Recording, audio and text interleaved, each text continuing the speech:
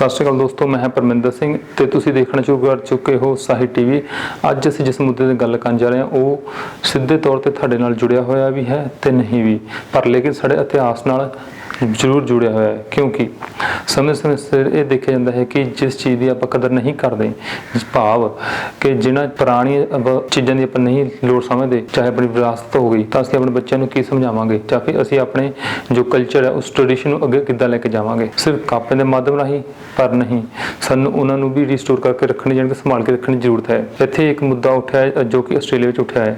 ਰਿਓ ਟਿੰਟੋ company ਇੱਕ Anglo Australian company ਹੈ, ਯਾਨੀ ਕਿ ਇਹ ਕੰਪਨੀ ਬ੍ਰਿਟਿਸ਼ ਅਤੇ ਆਸਟ੍ਰੇਲੀਅਨ ਦੀ ਮਿਲੀ ਜੁਲੀ ਕੰਪਨੀ ਹੈ। ਰਿਓ ਟਿੰਟੋ ਦੇ ਸੀਈਓ ਜੇਮਸ ਸਵੈਸ਼ਨ ਜ਼ੈਕਰਬਰਗ ਨੇ 11 ਸਤੰਬਰ 2020 ਚ ਆਪਣਾ ਅਸਤੀਫਾ ਦੇ ਦਿੱਤਾ ਹੈ। ਇਸ ਕੰਪਨੀ ਦਾ ਮੁੱਖ ਕੰਮ ਮਾਈਨਿੰਗ ਦੇ ਵਿੱਚੋਂ ਐਕਸਟ੍ਰੈਕਟ ਕਰਨਾ, ਯਾਨੀ ਕਿ ਮਾਈਨਿੰਗ ਦੀ ਕੰਮ ਦੇ ਵਿੱਚ ਸੀਗਾ। ਇਹ ਕੋਲ, ਯੂਰੇਨੀਅਮ, ਸੋਨਾ ਜਾਂ ਫਿਰ ਹੋਰ ਤਰ੍ਹਾਂ ਦੇ ਪਦਾਰਥ ਧਰਤੀ ਵਿੱਚੋਂ ਕੱਢਣ 'ਚ ਕੰਮ ਕਰਦੀ ਸੀ। ਇਹ ਦੁਨੀਆ ਦੀ ਦੂਜੇ ਨੰਬਰ ਤੋਂ ਸਭ ਤੋਂ ਵੱਡੀ ਕੰਪਨੀ ਮੰਨੀ ਜਾਂਦੀ ਹੈ। ਜ਼ੈਕਰਬਰਗ ਨੇ ਆਖਰਕਾਰ ਕਿਉਂ ਅਸਤੀਫਾ ਦਿੱਤਾ?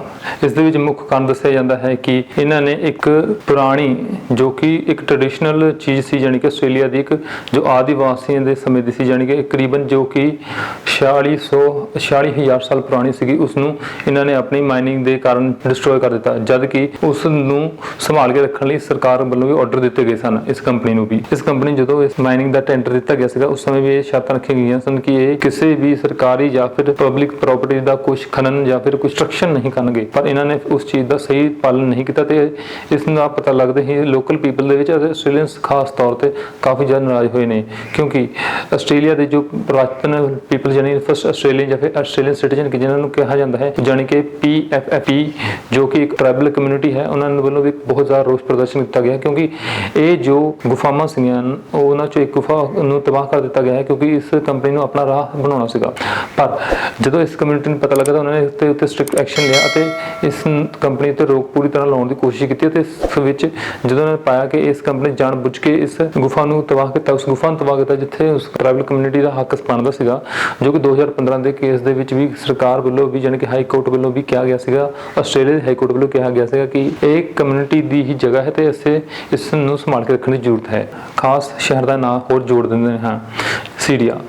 ਜਿੱਥੇ ਕਾਫੀ ਸਮੇਂ ਤੋਂ ਜੰਗ ਜਾਰੀ ਹੈ, ਉੱਥੇ ਹੀ ਇੱਕ ਸ਼ਹਿਰ ਹੈ ਪਿਲਾਮਰ, ਜੋ ਕਿ ਰੋਮਨਾਂ ਵੱਲੋਂ ਵਸਾਇਆ ਗਿਆ ਸੀਗਾ। ਪਰ ਹੁਣ ਉੱਥੇ ਦੋ ਤਰ੍ਹਾਂ ਦੇ ਸ਼ਹਿਰ ਬਣ ਚੁੱਕੇ ਨੇ ਜੋ ਕਿ ਇੱਕੋ ਨਾਂ ਤੋਂ ਜਾਣੇ ਜਾਂਦੇ ਨੇ, ਇੱਕ ਪੁਰਾਣਾ, ਇੱਕ ਨਵਾਂ। ਜੋ ਨਵੇਂ ਵਾਲਾ ਹੈ ਉੱਥੇ ਆਬਾਦੀ ਹੈ, ਪਰ ਜੋ ਪੁਰਾਣੇ ਵਾਲਾ ਹੈ ਉੱਥੇ ਆਬਾਦੀ ਨਹੀਂ, ਬਲਕਿ ਉੱਥੇ ਗੁਫਾਵਾਂ ਜਾਣੀ ਕਿ ਮੰਦਿਰ ਟਾਈਪ ਬਣੇ ਹੋਏ ਹਨ, ਜੋ ਕਿ 2015 ਵਿੱਚ ISI ਨੇ ਤਬਾਹ ਕਰ ਦਿੱਤੇ ਸੀ।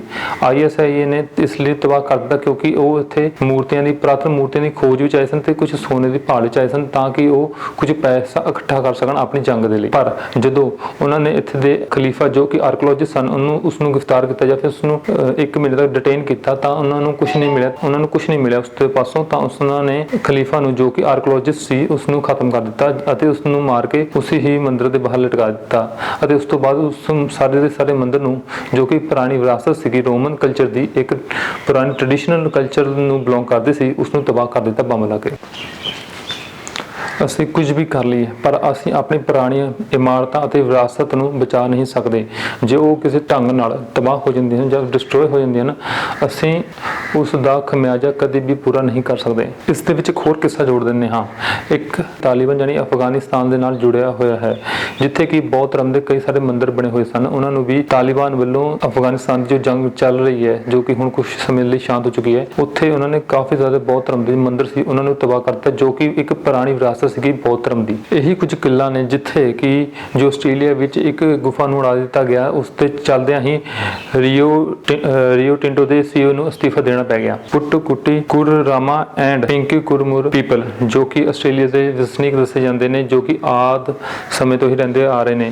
ਅਤੇ ਇਸ ਦੇ ਉੱਤੇ ਜਦੋਂ ਬ੍ਰਿਟਿਸ਼ ਵੱਲੋਂ ਕਬਜ਼ਾ ਕੀਤਾ ਗਿਆ ਸੀਗਾ, ਉਸ ਤੋਂ ਬਾਅਦ ਇਹਨਾਂ ਦੀ ਯੂਨਿਟੀ ਸੀ, ਜੋ ਕਿ ਟ੍ਰਾਈਬਲ ਪੀਪਲਸ ਨੂੰ ਘਟਾ ਦਿੱਤਾ ਗਿਆ ਸੀਗਾ। ਇੱਕ ਤਰ੍ਹਾਂ ਦਾ ਮਤਲਬ ਆਪਣਾ ਉਹਨਾਂ ਨੇ ਲੋ ਇੰਪੋਜ਼ ਕਰਦੇ ਸੀ, ਜਿਵੇਂ ਭਾਰਤ ਦੇ ਹੋਰ ਦੇਸ਼ਾਂ ਵਿੱਚ ਕੀਤਾ ਗਿਆ ਸੀਗਾ। ਉਸੇ ਚੀਜ਼ ਨੂੰ ਲੈ ਕੇ ਜੋ ਇਹ ਮੰਦਿਰ ਦੀ ਮੈਂ ਗੱਲ ਕਰ ਰਿਹਾ, ਗੁਫਾਵਾਂ ਦੀ ਗੱਲ ਕਰ ਰਹੇ ਹਾਂ, ਉਹ 46,000 ਪੁਰਾਣੀਆਂ ਹਨ, ਕਿਉਂਕਿ ਜਦੋਂ 2015 ਦੇ ਵਿੱਚ ਆਰਕੀਓਲੋਜਿਸਟ ਸਰਵੇ ਕੀਤਾ ਗਿਆ ਸੀ ਇਹਨਾਂ ਗੁਫਾਵਾਂ ਦਾ, ਤਾਂ ਇੱਥੋਂ 2 ਅਵਸ਼ੇਸ਼ ਮਿਲੇ ਸੀ, ਜਾਣੀ ਕਿ 2 ਪ੍ਰਮੁੱਖ ਚੀਜ਼ਾਂ ਮਿਲੀਆਂ ਸੀ। ਇੱਕ ਤਾਂ ਸੀਗਾ ਕਿ ਤਕਰੀਬਨ 28,000 ਪੁਰਾਣਾ, ਜੋ ਕਿ ਚੱਕੀ ਜਿਹਨੂੰ ਕਹਿੰਦੇ ਹਾਂ ਆਪਾਂ, ਉਹ ਮਿਲੀ ਸੀ ਇਹਨਾਂ ਨੂੰ ਪੁਰਾਣੀ, ਅਤੇ ਇੱਥੋਂ ਕੁਝ ਵਾਲਾਂ ਦੇ ਅਵਸ਼ੇਸ਼ ਮਿਲੇ ਸਨ, ਜੋ ਕਿ ਜਦੋਂ ਮੈਚ ਕੀਤੇ ਗਏ ਲੈਬੋਰੇਟਰੀ ਦੇ ਵਿੱਚ ਤਾਂ ਉੱਥੇ ਪਤਾ ਲੱਗਾ ਕਿ ਇਹ ਜੋ PKKP ਜੋ ਮੈਂ ਤੁਹਾਨੂੰ ਹੁਣੀ ਪਹਿਲਾਂ ਦੱਸਿਆ ਸੀਗਾ ਕਿ ਇੱਕ ਟ੍ਰਾਈਬਲ ਕਮਿਊਨਿਟੀ ਹੈ, ਆਸਟ੍ਰੇਲੀਆ ਕਮਿਊਨਿਟੀ ਹੈ, ਤੇ ਉਸ ਦਾ ਹੀ ਮਤਲਬ ਉਹਨਾਂ ਦੀ ਕਮਿਊਨਿਟੀ ਨੂੰ ਇਹ ਵਾਲ ਨੇ ਉਹ DNA ਮੈਚ ਕਰ ਰਿਹਾ ਹੈ। ਹੁਣ ਇੱਥੇ ਜਾਣਨ ਦੀ ਲੋੜ ਹੈ ਕਿ ਇਹ ਸਭ ਕੁਝ ਮਿਕਸਅਪ ਕਿੱਦਾਂ ਹੋ ਗਿਆ। ਇਸ ਤੋਂ ਪਹਿਲਾਂ ਅਸੀਂ ਅੱਗੇ ਗੱਲ ਕਰੀ, ਪਹਿਲਾਂ ਤੁਹਾਨੂੰ ਇਹ ਜਾਣਨਾ ਚਾਹੀਦਾ ਕਿ ਰੀਓ ਟਿੰਟੋ ਨੂੰ ਇਹ ਕੰਟਰੈਕਟ ਕਿੱਦਾਂ ਮਿਲਿਆ। ਇਹ 2014 ਵਿੱਚ ਐਕਚੁਅਲੀ ਇਹ ਟੈਂਡਰ ਪਾਸ ਕੀਤਾ ਗਿਆ ਸੀਗਾ ਰੀਓ ਟਿੰਟੋ ਨੂੰ, ਤੇ ਉਸ ਸਮੇਂ ਹਲੇ ਆਰਕੋਲੋਜੀ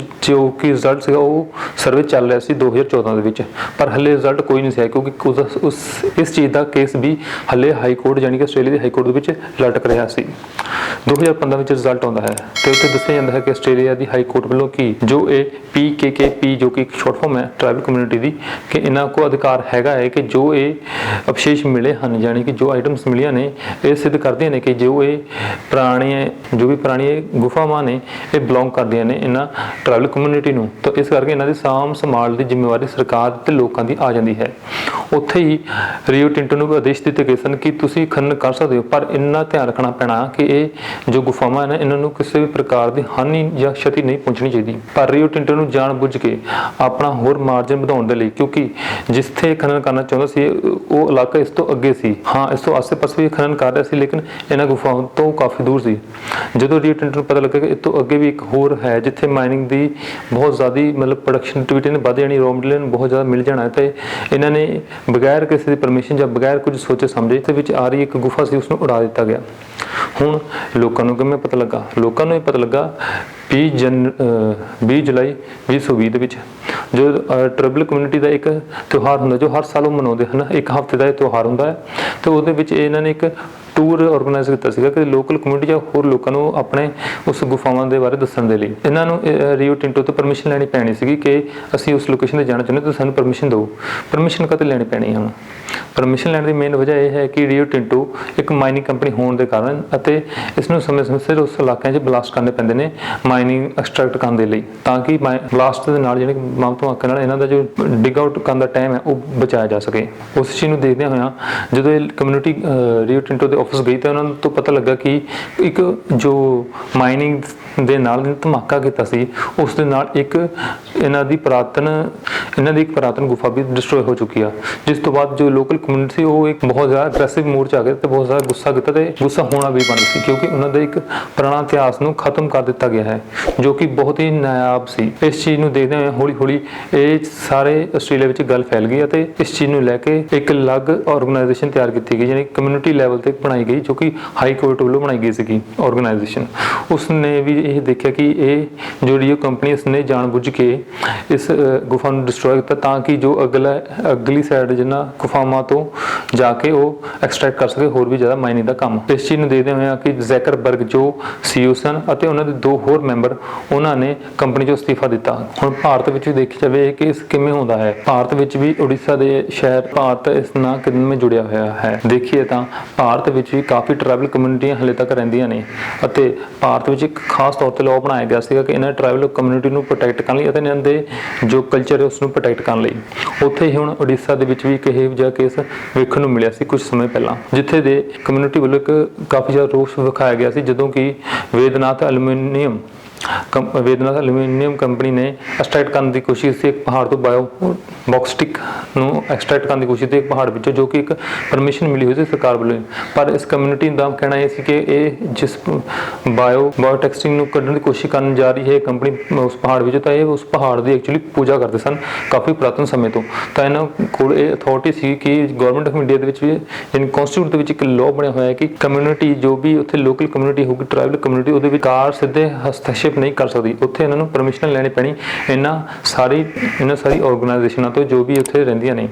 ਇਵੇਂ ਹੀ ਨਾਗਾਲੈਂਡ, ਅਸਾਮ, ਮੇਘਾਲਿਆ ਵਾਲੀ ਸਾਈਡ ਸਾਰੀਆਂ ਜੋ ਵੀ ਬ੍ਰਾਂਚਿਸ ਨੇ ਸਾਡੀਆਂ ਟ੍ਰਿਬਿਊਨਲ ਕੋਰਟਸ ਨੇ, ਟ੍ਰਾਈਬਲ ਪੀਪਲ ਰਹਿੰਦੇ ਨੇ ਉਹਨਾਂ ਤੋਂ ਇਹ ਪਰਮਿਸ਼ਨ ਲੈਣੀ ਜ਼ਰੂਰੀ ਪੈ ਜਾਂਦੀ ਹੈ ਤਾਂ ਕਿ ਉਹਨਾਂ ਦੇ ਕਲਚਰ ਨੂੰ ਪ੍ਰੋਟੈਕਟ ਕੀਤਾ ਜਾ ਸਕੇ। ਪਰ ਅਸਲ ਵਿੱਚ ਕੀ ਉਸ ਕੰਪਨੀ ਉਤੇ ਵੇਦਨਾਥ ਹੈ ਜੋ ਕੰਪਨੀ ਵੇਦਨਾਥ ਐਲੂਮੀਨੀਅਮ ਹੈ, ਉਸ ਦੇ ਉੱਤੇ ਕੁਝ ਐਕਸ਼ਨ ਲਿਆ ਗਿਆ ਲੋਕਾਂ ਵੱਲੋਂ? ਨਹੀਂ।